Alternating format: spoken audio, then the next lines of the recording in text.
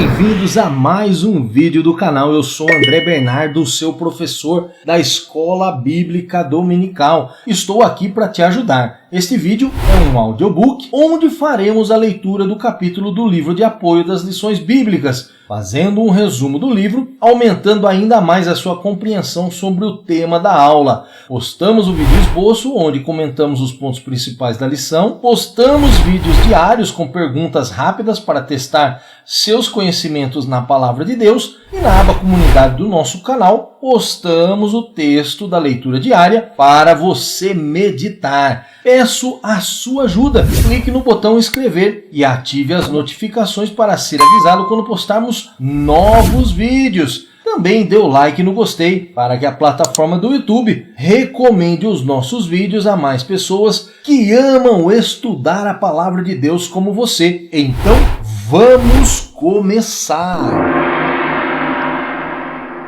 Olá, vamos fazer a leitura de mais um capítulo do livro de apoio das lições bíblicas, com o título O Batismo, a primeira ordenança da Igreja.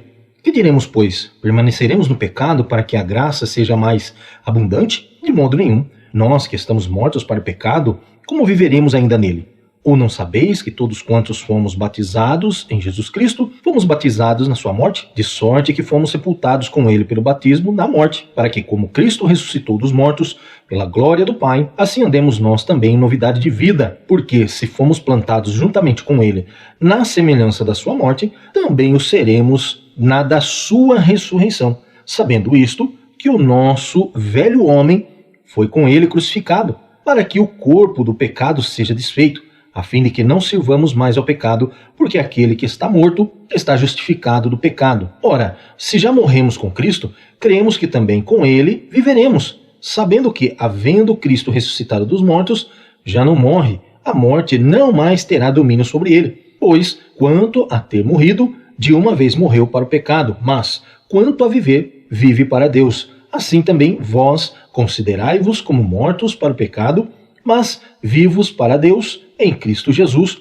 nosso Senhor. Romanos capítulo 6, do verso 1 a 11. O batismo em águas é um antigo ritual cristão, cuja prática remonta a João Batista. O quarto evangelho destaca que João batizava em Enom, porque havia ali muitas águas, conforme João, capítulo 3, verso 23. Marcos registra que muitas pessoas foram batizadas por ele, inclusive Jesus Cristo, descrito em Marcos capítulo 1, verso 5 e 9.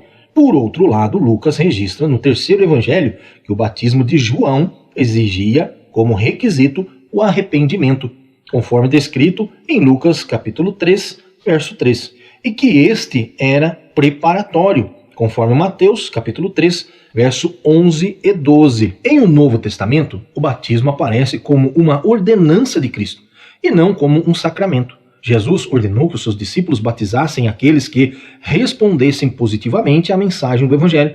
Portanto, ide, ensinai todas as nações, batizando-as em nome do Pai, e do Filho e do Espírito Santo, descrito em Mateus capítulo 28, verso 19. E disse-lhes, ide por todo o mundo, pregai o Evangelho a toda criatura. Greg Allison observa que um sacramento é um sinal externo que tem o poder inerente de comunicar a graça divina necessária para a salvação. Essa crença que enxerga o batismo como um sacramento e não como uma ordenança foi primeiramente defendida por Tertuliano nos anos 160 a 230 d.C. O termo sacramento foi o princípio usado em referência a um juramento feito por um soldado do Império Romano. Tertuliano também via o batismo como um tipo de juramento que o cristão fazia. Assim tomou de empréstimo o seu sentido sacramentalista em relação ao batismo. É somente no início do período medieval que a crença do batismo como um sacramento vai ganhar novas nuances. Isso acontece no contexto dos debates que Agostinho, de 354 a 430 d.C., bispo de Hipona, vai ter com os donatistas e pelagianos. Agostinho acreditava que o batismo concedia graça a quem era conferido independente de quem realizasse o rito.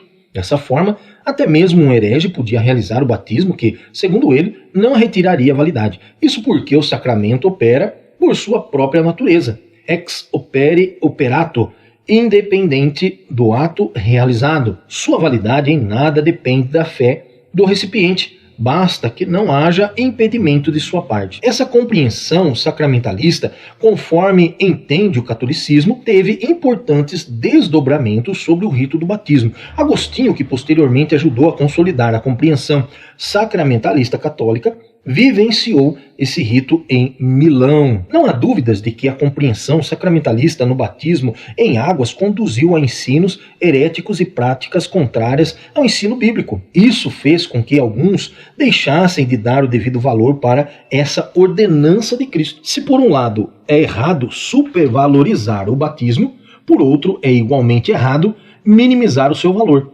Geralmente o texto que relata a conversão do ladrão na cruz é usado para fundamentar esse ponto de vista. Se não houvesse necessidade de o ladrão ser batizado, então deduzem que essa prática não é importante ou necessária. Nesse caso, a exceção vira regra. Convém dizer que tanto um posicionamento como o outro são extremos e devem ser evitados. Se por um lado não é bíblico ensinar que o batismo tem poder salvífico, isto é, que não há regeneração batismal, por outro lado também é igualmente errado não ver valor nenhum nesse importante rito cristão. O batismo foi ordenado por Cristo, e isso por si só já o faz revestir-se de grande importância. Se por um lado o batismo não significa a erradicação da natureza pecaminosa, por outro lado não é meramente um rito destituído de significação alguma. O batismo de infantes, um importante desdobramento da teologia sacramentalística agostiniana, pode ser vista no batismo infantil. Convém dizer, em primeiro lugar, que o batismo infantil não é um ensinamento do Novo Testamento. Tertuliano, um dos pais da igreja, desaprovou essa prática. Por outro lado, Cipriano de Cartago defendia o batismo infantil. É, contudo, no início da Idade Média que Agostinho, bispo de Hipona, vai defender com fervor o batismo de crianças. Isso aconteceu por conta do seu conflito com os pelagianos. Celésio, discípulo de Pelágio, acreditava que o pecado de Adão só prejudicou o próprio Adão e a mais ninguém. Da mesma forma, defendia que as crianças recém-nascidas eram iguais a Adão antes da queda, isto é, não tinham pecados. Dessa forma, Celésio entendia que as crianças poderiam sim ser batizadas, mas não por conta do pecado original que elas não haviam herdado.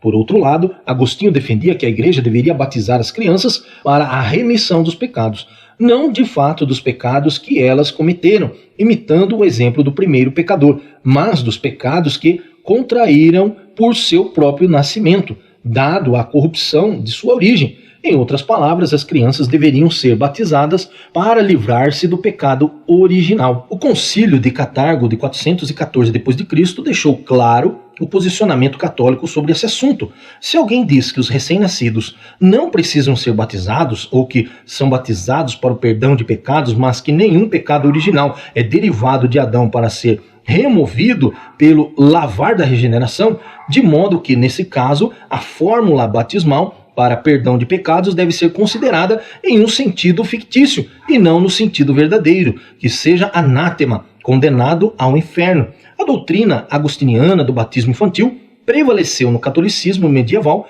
e acabou influenciando até mesmo os reformadores da chamada Reforma Magistral. Nem Lutero, Calvino e Zwinglio, considerados dentro da chamada Reforma Radical, que o batismo infantil vai ser abandonado. De alguma forma, esses reformadores mantiveram aspectos da posição sacramentalista do batismo católico. Os anabatistas foram os primeiros, portanto, a batizar adultos. Ao fazerem isso, rompiam não somente com o catolicismo, mas, sobretudo, com os reformadores protestantes do século XVI. Para os anabatistas, somente quem é capaz de entender o evangelho de modo consciente, arrepender-se de seus pecados e crer em Jesus Cristo para a salvação, deve ser batizado.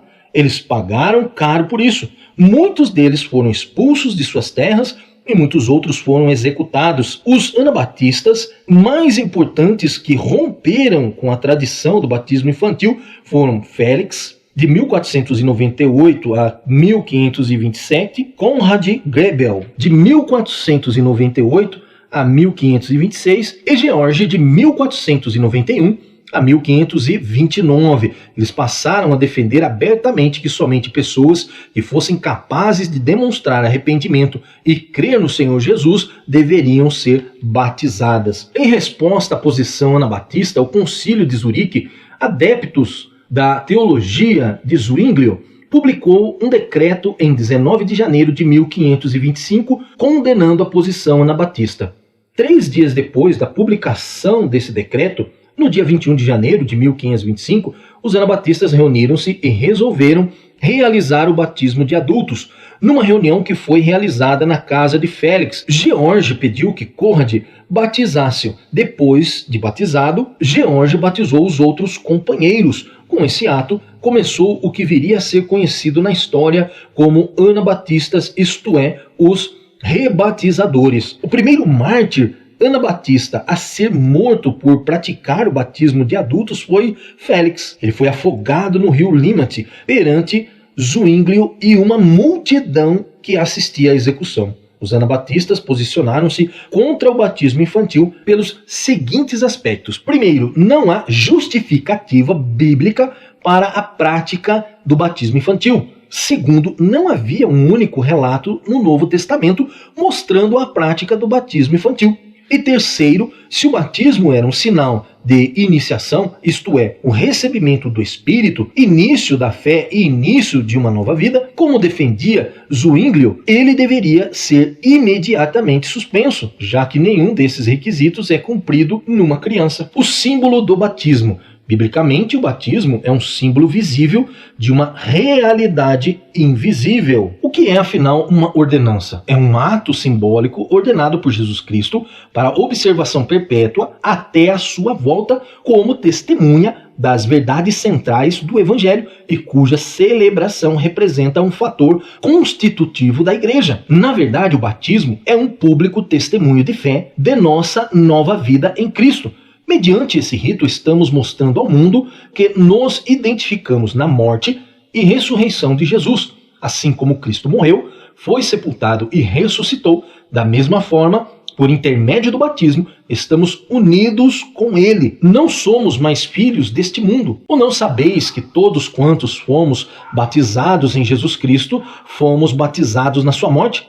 De sorte que fomos sepultados com ele pelo batismo na morte, para que, como Cristo ressuscitou dos mortos, pela glória do Pai, assim andemos nós também em novidade de vida. Escrito em Romanos, capítulo 6, verso 3 e 4. A fórmula e método do batismo. A fórmula batismal mostrada no Novo Testamento é trinitariana, isto é, em nome do Pai, e do Filho e do Espírito Santo. Portanto, ide, ensinai todas as nações, batizando-as em nome do Pai, e do Filho e do Espírito Santo, conforme descrito em Mateus, capítulo 28, verso 19. A forma de realizar o batismo é por imersão. O costume de batizar por aspersão, isto é, derramando água sobre a cabeça do batizando, é encontrada nas literaturas apócrifas. No livro denominado Didaque, Ensino dos 12 Apóstolos, um texto escrito no 2º século, e encontramos a instrução sobre o batismo. Com respeito ao batismo, batizem da seguinte forma: quanto ao batismo, faça assim. Depois de ditas todas essas coisas, batize em água corrente, em nome do Pai e do Filho e do Espírito Santo. Se você não tiver água corrente, batize em outra água. Se não puder batizar com água fria, faça com água quente. Na falta de uma ou outra, derrame água 3 vezes sobre a cabeça, em nome do Pai e do Filho e do Espírito Santo. Antes de batizar, tanto aquele que batiza como o batizando, bem como aqueles que puderem, devem observar o jejum. Você deve ordenar ao batizando um jejum de 1 ou 2 dias. Embora siga a fórmula trinitariana neotestamentária, esse documento, contudo, já altera a forma de o batismo ser realizado. A aspersão, e não somente a imersão, passa a ser admitida como forma válida de realizar o batismo. Esse entendimento é posteriormente seguido tanto por católicos como também segmentos do protestantismo histórico. Uma simples verificação nos relatos sobre o batismo no Novo Testamento desfaz esse entendimento. E sendo Jesus batizado, saiu logo da água. conforme Mateus capítulo 3, verso 16. Se o batismo fosse por aspersão, não haveria necessidade alguma de Jesus entrar no rio para ser batizado. Bastava, nesse caso, usar uma vasilha para aspergi-lo fora do rio. Ora, João batizava também em Enom, junto a Salim, porque havia ali muitas águas e vinham ali e eram batizados, conforme João capítulo 3, verso 23. Essa observação de que ali havia muitas águas seria totalmente desnecessária se o batismo fosse por aspersão. O fato de haver muitas águas deixa claro a necessidade de imergir o candidato na água. E desceram ambos as águas e saíram da água. Atos capítulo 8, verso 38 e 39. Mais uma vez, essas observações dadas por Lucas com respeito ao batismo do eunuco, realizado por Felipe, seriam totalmente desnecessárias se o batismo não fosse por aspersão. No contexto do Novo Testamento, portanto, o batismo segue a forma trinitariana e é realizada por imersão. Eu quero te agradecer por ter nos acompanhado nesta leitura, que você possa meditar e refletir, aproveitando todos os pontos que nós abordamos de forma resumida, e tenha ótimos estudos. Amém.